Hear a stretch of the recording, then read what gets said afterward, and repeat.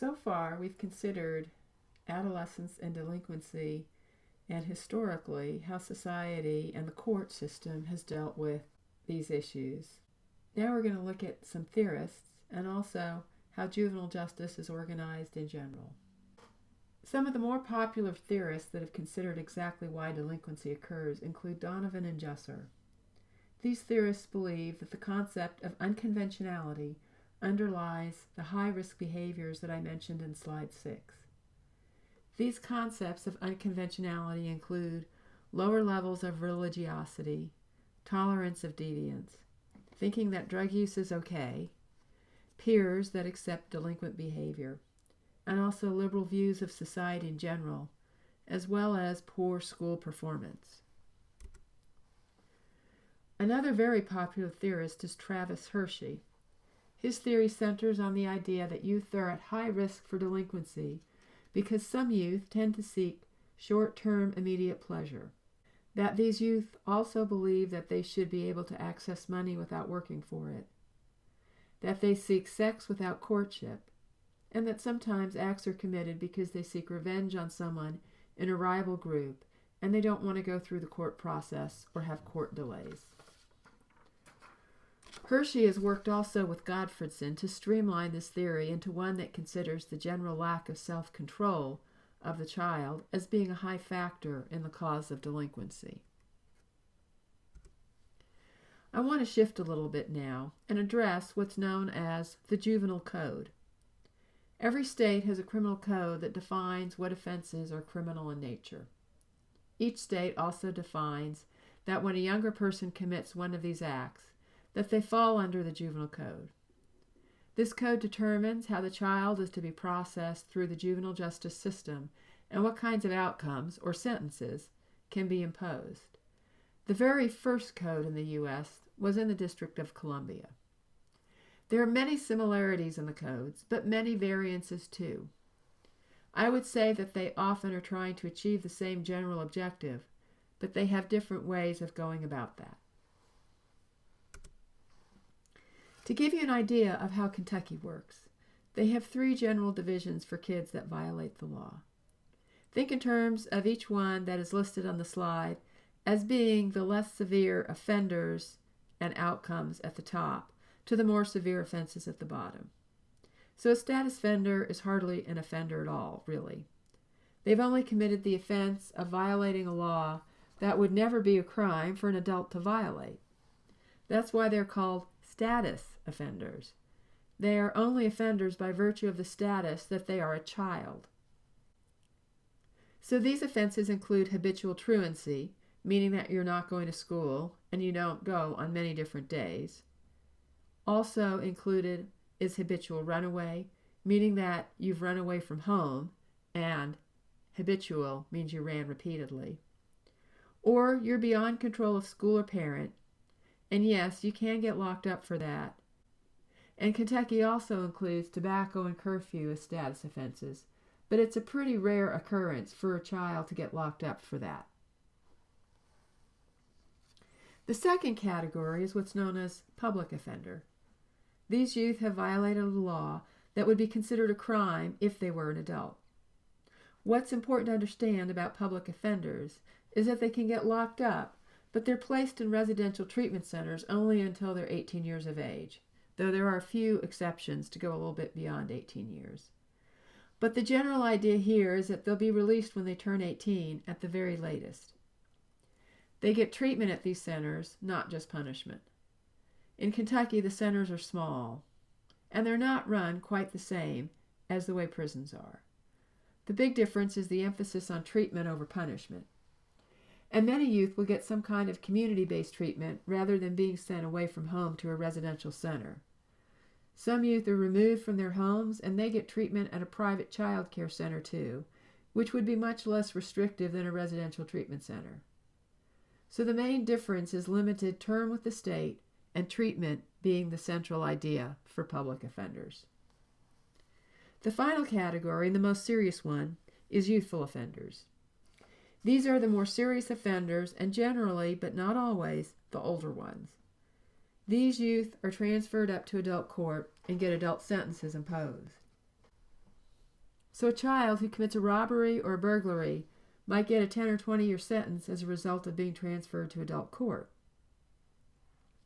Kentucky, though, does what's known as blended sentencing, which means that until age 18, a youth is treated in a facility run by the Department of Juvenile Justice.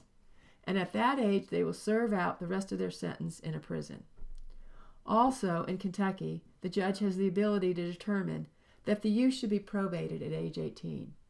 So many youth will be given at least an opportunity to prove that they benefited from treatment in the Department of Juvenile Justice facility, rather than being sent to prison. It's usually a serious or repeat offender that's sent to prison, not a youth that committed a lower-level felony at a younger age. So just to be clear, this sentencing system varies from state to state. The one I described is relatively unique. It's Kentucky's, though many other states will have similar components. They just play out a little differently.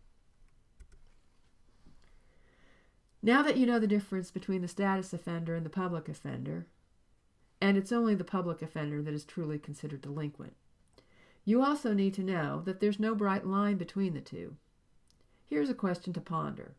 If Johnny has a meltdown at school and starts yelling at the teacher, is that disorderly conduct or beyond control a teacher? Think about it. Status offender or public offender? What if the child is frustrated because they don't do well in school, is lower functioning, is taunted by other children, and says, "I'm going to bring my daddy's gun to school and blow you all up"? Beyond control or terroristic threatening? I've had both kinds of scenarios in my practice, both with 11-year-old children, and both were treated as delinquents. Part of this low level of tolerance we see coming out of at least the schools is that in the 1990s, we saw the emergence of the zero-tolerance policies from the schools. In the wake of shootings like what happened in Paducah, Kentucky in the 1990s, the schools wanted to become hypervigilant and created policies such as zero tolerance, which is a national policy. Thus, children who have a momentary meltdown are often steered into the juvenile justice system. Historically, there's a main theme or underlying principle in the juvenile justice system, and that's what's known as parens patriae. That is Latin for in the roles of the parents. And what this means is that the courts are intervening and stepping into the shoes of the parent to offer the youth the treatment that they need. The first juvenile court was in Illinois, Cook County, Chicago, in 1899. They adopted this philosophy with the intent of helping youth and keeping them out of the adult correction system. The court in Cook County developed a system that was more flexible, with the intent of helping these children. But because they thought they were there to help and had adopted the philosophy of parens patriae, they also felt that they did not have to offer the same civil liberties protections that were given to adults, meaning no right to notice and an opportunity to be heard, no right to an attorney, no right to not self-incriminate, and there was no burden of proof required, meaning that the idea that the evidence rose to the level of beyond a reasonable doubt, something we'd see in adult court, was not something that needed to be established before the youth was found guilty and committed to the juvenile justice system, i.e. taken out of the home. This changed in the 1960s with the Warren Court. The U.S. Supreme Court, during the Warren period, heard several significant cases, and they found that children should be given the same rights that were given to adults. They were guaranteed through the U.S. Supreme Court's Warren Court the right to notice and an opportunity to be heard, meaning that they had to be guaranteed that they got a summons to appear in court, and the court had to allow them to respond to that summons. They had a right to an attorney to help them with their case, and they had a right not to self-incriminate, i.e. the right to remain silent, and the right to call witnesses on their behalf, as well as the right to cross-examine adversarial witnesses. And as I said earlier, another big shift happened in the 1980s. During the late 60s and the early 70s, the move was towards social services and rehabilitation, centered on the idea that if treatment was offered, youth would be redeemed. But as often happens, the pendulum of public sentiment swung the other way within a decade. By the 1980s, public sentiment and then legislation supported the idea of get tough on not just adults but also juveniles. And by the early 1990s, the concept of the super predator, that a small proportion of about 6% of the juvenile youth were responsible for a higher proportion of serious offenses, the super predator theories had emerged. So that's an overview of juvenile delinquency. The nuts and bolts that I think will help orient you to some of the more specific topics we'll be considering in the next few lectures. In the next section, we'll discuss how juvenile delinquency is measured and how the information is collected, and discuss the data and how they show certain trends.